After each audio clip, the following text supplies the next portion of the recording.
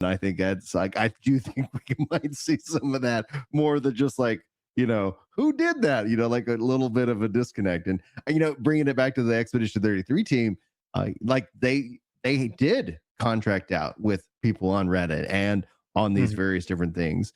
And I think that that's perfectly fine. And in fact, And I also do keep see, in go mind, ahead. they had a $10 million budget. Most indie games that are being made have a budget of exactly $0. So yeah, a $0 budget game is not going to hire you to write code that's already been written 1,000 times before. They're not going to Yeah. hire you to do concept art for something that they already have an idea about. Like even Larian, who employs like about 100 artists or something like that, Mhm. even they are using it to save time. Embark is using it to save time with their voice actors and with their what do you call it, enemies and stuff. Mhm. It's I think there are good ethical uses of it as long as everyone involved is getting paid and they all agree. Now, the only instances in which nobody's getting paid and nobody agrees is music and art, which is why it is not okay to use it. But if you go to a voice actor and you say, "Hey, I will pay you $100,000 to come do a week's worth of work, and then we're gonna do the rest with AI," and they're like, "Okay," they agreed to it. They signed the papers. You paid them money. That's totally fine. But when you go, "Hey, OpenAI, give me all the images ever drawn by anyone ever, and then make this anime girl that I want," That I can that's sell. not okay. That's not That I okay. can that I can Yeah. sell. Yeah. Man, 2026 is going to be wild because Yeah. what we're talking about here is only going to become more and more apparent. And I do think Mhm. that there's gonna like this comes down to my mind, like there will be a part of this that the market does decide, right? Like, okay, this is what we deem appropriate. And I think though it is still also kind of the wild west for these game companies. A, what can we get away with? B, like, okay, what, how should we approach this so that we can make a quality game? Because right now, and who knows, because like the theory that people have, especially when it comes down to this, and it wouldn't, in my mind, wouldn't be 2026, but I mean, let's fast forward 5 years. We're now in the 2030s. Like the theory that people have proposed is that you won't need a developer. You could just say, make me a game where this and happens, and it just generates you a game, and then Okay, you can yes. keep refining it. And it's like, but where it's pure prompt based, and then all of a sudden, boom, and then I don't know, does the There is a Steam problem green? with that, though. Yeah, There go is a ahead. problem with those.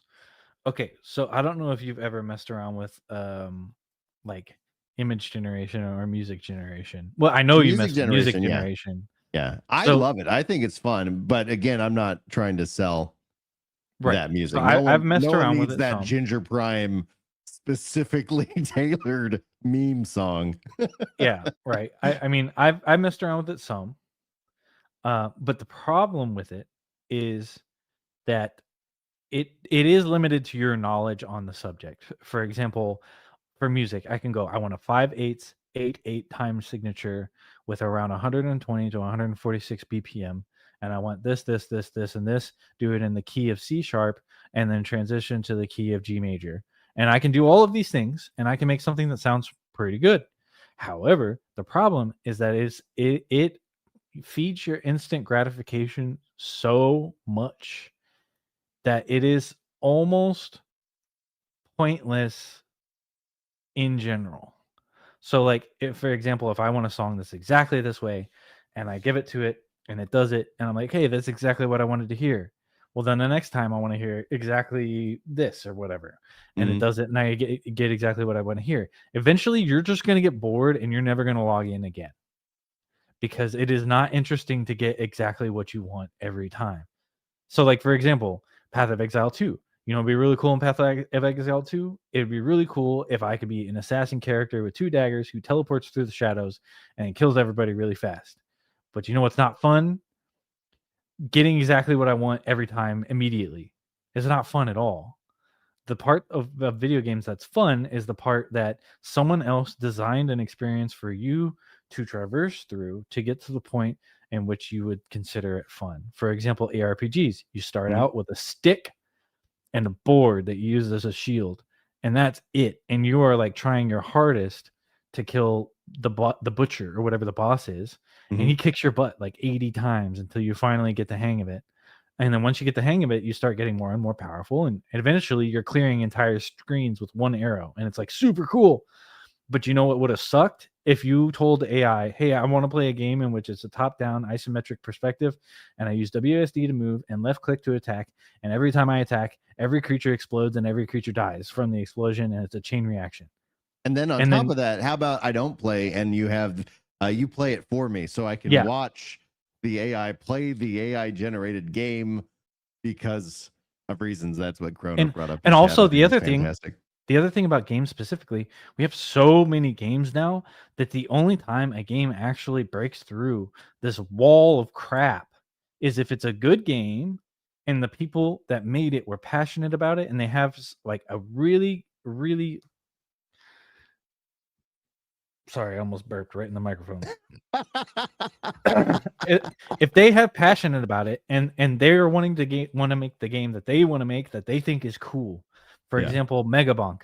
The guy who made Megabonk is like, I like Risk of Rain 2, but you know what Risk of Rain 2 doesn't have that I really want? Millions of enemies on my screen. I can't do that in Risk of Rain 2. So I'm going to do that. And so he did it. I don't know if that's actually why he decided to do it, but Clear Obscure, they worked for Ubisoft and they're like, hey, we want to make this game. Like But Final we don't want to Fantasy. yeah, we don't want to deal with Ubisoft because we know it's just going to be like 8 years of red tape just for them to be like, nah, people don't like turn-based games. They like Assassin's Creed because we've made 80 Assassin's Creed game and people always buy them. Yeah, that's what we're going to do again. We're not going to do that. So they just left and they did it. Embark, they made the finals and art graders. You know how they really cared about making a game that was new, different, amazing, and innovated in the field. They have like 15 or 20 open source packages you can just download and use in your game with no licensing fee whatsoever. So it's people that care about what they're doing generally make better games. There's a game on Yeah. Steam. It's a CRPG or SRPG. It's called uh Dark Deity, and it is basically a clone of games like Fire Emblem. And you know, these guys, I don't know their story. I haven't talked to them, but I would assume they really wanted to play a new Fire Emblem, or they wanted a game that was similar to Fire Emblem, but they had a few things that they wanted to change. So they did it, and they have mostly positive reviews on Steam, and they released it in Good. 2021. They even just made a sequel. So like, if you care about a thing and you make it, odds Yeah. are people will play it.